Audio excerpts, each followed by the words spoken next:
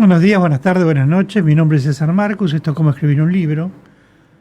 Hoy vamos a tocar un tema de ciencia ficción, pero no tanto, que es porque se cumplen 60 años de empezar a escribir la parte literaria de la película 2001 Odisea del Espacio. Realmente el título del libro es El Centinela, y después fue pasando, cambió para la película. Sir Arthur Clarke, Charles Clarke, se llama Arthur C. Clarke, todo el mundo lo conoce, era un reconocido escritor británico de ciencia ficción, nacido en el año 1917, fallecido en el 2008, que era un fanático defensor de los viajes espaciales. Cuando tenía 17 años en Inglaterra, se unió a la Sociedad Interplanetaria Británica. Estamos hablando en el año 1934. Y llegó a ser presidente 2 veces de esa asociación, en los periodos del 46-47 y 51-53. Estamos viendo que es posguerra, después de la Segunda Guerra Mundial. Sobre ciencia ficción escribió más de una docena de libros, muchos ensayos. Incluso le habían puesto el apodo de profeta de la era espacial, porque anunciaba cosas que podían ocurrir y que ahora sabemos que ocurrieron. Incluso en 1998, 10 años antes de fallecer, la reina de Inglaterra le otorgó el título de caballero, de Sir, por servicio a la literatura. El premio recién se lo dieron en el 2000 por temas políticos, pero digamos que el 98 fue el día que lo nombraron. ¿Qué podemos hablar de Centinela? Que era el libro original, para que después se llame 2001. A principios de 1960, Clarke escribe la novela, era una novela corta, 100 páginas, 120, que se llamó El Centinela, que pasó desapercibida, no tuvo mucha repercusión, hasta que en 1964, hace 60 años, Stanley Kubrick, un director de cine estupendo, descubre esta novela y lo llama a Clarke para rehacer la novela y poder llevarla al cine. Por eso decimos que 2001 cumple 60 años, a pesar que se estrenó en el 68, porque la semilla de todo eso nace en el 64. Y ahí retoma la idea entre Kubrick y Clarke de armar una novela más grande, y de ahí a la película. La película se estrena en 1968, utilizando aquella novela original cortita de Clarke para desarrollar esta historia gigantesca. Mientras tanto, Clarke estaba creando una novela que ya no se llamó El Centinela, se llamó 2001, mucho más grande y más sustanciosa.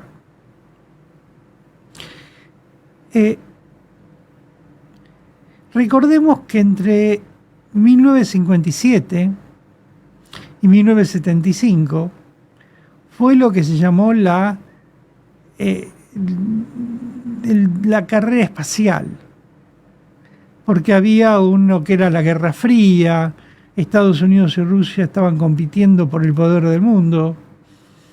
Entonces, entre el 57, que fue cuando se lanza la primera Sputnik al espacio, después viene la Sputnik con Laika, después viene la Sputnik con Gagarin, que fue el primer astronauta que estuvo en el espacio, hasta el 69, que los americanos pisaron la Luna, y hasta el 72, más o menos, que fue el último viaje a la Luna.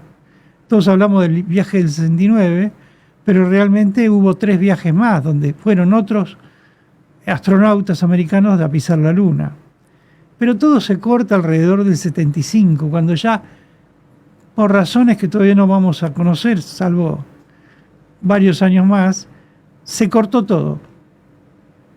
Dejaron de la idea de la Luna como lugar de visita. Hoy lo tenemos a Elon Musk, que quiere poblar Marte y que está compitiendo con los chinos a ver quién llega primero a Marte. Ya los chinos llegaron, él también, por supuesto con naves no tripuladas, pero estamos en eso. Retomando, después que el hombre pisa la Luna en el 69, el universo cambia. Ya las perspectivas de mirar el espacio cambian. Pero retomando la idea del Centinela del 2001, vamos a ver que en la película, tanto Clark como Courage hablan de máquinas perfectas, impersonales, que pueden aventurarse a otros planetas, de uno a otro, y que los humanos son parte integral de esa maquinaria, no son los dueños de la máquina. Eso es un poco lo que explica la película del 68. Estamos hablando del 64 que se escribió 60 años atrás. Pero ya estaban viendo qué es lo que está pasando ahora con la inteligencia artificial. Estaban avanzando en una idea que era ciencia ficción, pero que hoy ya es ciencia. Por eso vemos que los personajes del relato no tienen emociones. Son como figuras de museos de cera. No hay un personaje emocional, no hay sentimentalismo. La trama tiene dos personajes no humanos. La computadora HAL 9000, que es la inteligencia de la máquina, de la nave, y un extraño monolito que va apareciendo a lo largo de la obra.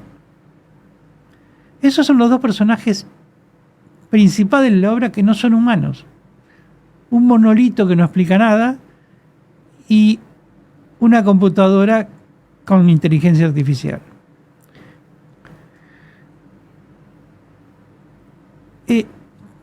Si vimos, alguna vez que vimos la película, vemos que pasamos del mono, de la pelea entre monos, al viaje espacial.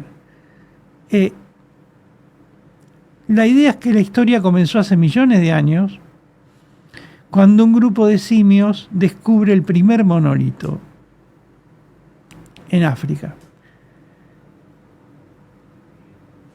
que los influencia en forma subliminal y van desarrollando sus primeras herramientas. Es decir, que según esta historia, el ser humano, que era mono en el momento, ese mono pasa a ser ser humano, a desarrollar armas, armas buenas y armas malas, porque empiezan a matarse entre sí. Es decir, como que gracias a ese monolito nace el ser humano, como un punto de partida. Hasta ese momento eran simios y acá empiezan a ser sapiens. Que incluso los monos, las tribus de monos empiezan a pelearse con otras tribus, se matan. Aparece el primer asesinato, no por comer, es decir, que un león mata a una cebra, bueno, la mata para comerla. Pero en ese momento un mono mataba a otro mono por el territorio, ya no para comerlo. Entonces, eso es lo que cambia, lo que la película muestra que cambia, el poder. La trama cambia, después de ver esa imagen de los monos peleando, hasta 1999, cuando un grupo de astronautas descubre el segundo monolito en el fondo de un cráter en la Luna.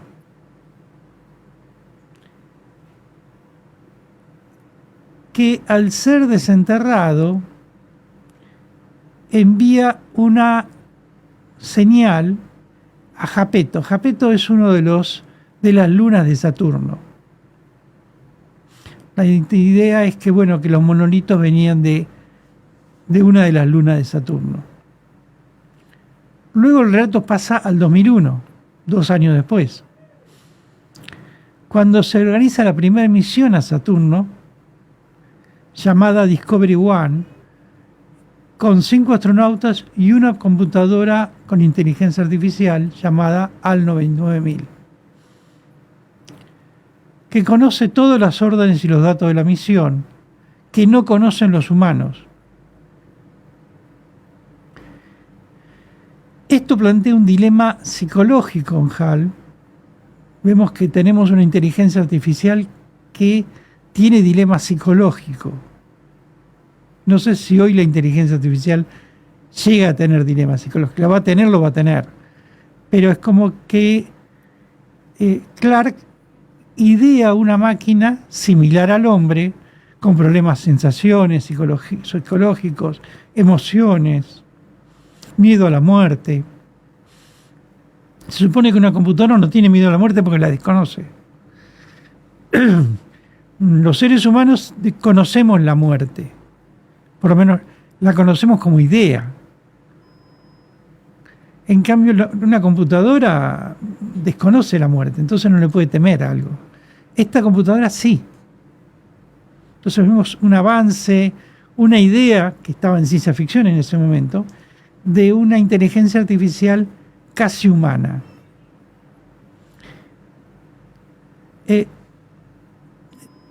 Pero esos dilemas no los puede revelar a sus acompañantes, que serían los seres humanos, los astronautas.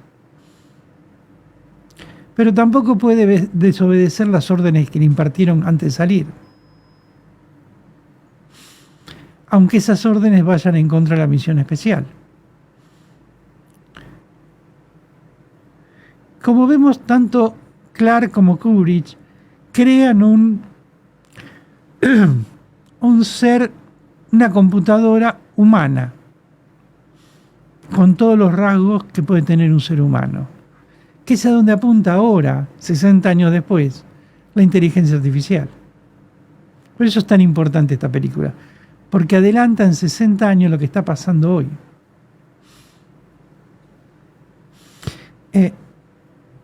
La computadora tiene un problema de choque de razonamientos lógicos, e incluso siente culpa, siente miedo, siente pánico.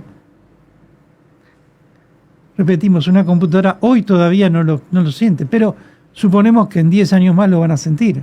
Ya va a estar integrada tanto a la misión, al razonamiento humano, que nos va a empatar en eso. Incluso, en algún momento de la película, llega a asesinar a un humano para que no la desconecten. Es decir, empieza a tener idea de destruir a otro para que no la maten. Es decir, cuando se siente casi que la están por matar, destruye al otro. Es decir, esa es una conciencia humana. Si alguien me está por matar, probablemente yo trate de defenderme aunque tenga que matarlo. Aunque no quiera matarlo, pero bueno, está mi vida contra la de él. Ese concepto es muy humano, muy animal incluso. Si un animal se siente atacado por otro, va a responder con la misma fuerza. En cambio, una computadora no. Y esto es lo que ponen Clark y Kubrick, es eso, el concepto de muerte, de violencia en los brazos de una computadora. Entonces, en este punto, que es muy importante, ya no hay un salto en el tiempo y espacio, sino espacial, incluso medio extraño, donde otras naves espaciales, planetas, especies, aparecen en forma rápida, que incluso aparece el protagonista humano, aparece en una habitación de un hotel, demasiado perfecta para ser real, es decir, estamos viendo cómo la computadora se mete en la mente del humano para distraerlo, creando imágenes fuera de él, una habitación de un hotel de lujo, y donde el protagonista queda encerrado en esa habitación. No puede salir, tiene todo alimentos, todo lo que necesite, pero lo dejan ahí encerrado, justamente es un invento, una creatividad de la computadora para que no lo maten, no la maten a ella. En ese momento entendemos cómo funciona la mente de la computadora, que ya tiene mente propia. Necesita que haya un lugar seguro para su contrincante, que sería el humano, y un lugar seguro para ella para que no la maten. Por eso, a partir de ahí, ya al final de la película, aparece un niño estrella, un niño humano, inmaterial, inmortal, tal vez un dios, como queramos ponerlo, que regresa a la Tierra para ser un guardián invisible. ¿Para qué? Para proteger a la humanidad, que solo provoca contaminación, guerras, enfermedades. Es decir, aparece este dios, semidios, computadora, porque este niño aparece, tiene el cerebro de la computadora y tiene el cuerpo de un ser humano, de un bebé. Entonces, como vemos, la película es mucho más que una película de ciencia ficción. Envía un mensaje muy concreto, nos ayuda a pensar sobre dónde estamos parados. Y ahora, al cumplir 60 años, nos abre la puerta de la inteligencia artificial, que la tomamos como, bueno, muy divertida, pero no es solo divertida. No es solo para traducir un texto, para corregir un texto. La inteligencia artificial está avanzando rápidamente y va a ocupar espacios que los seres humanos están dejando vacantes por pelearse entre sí. Muchas gracias.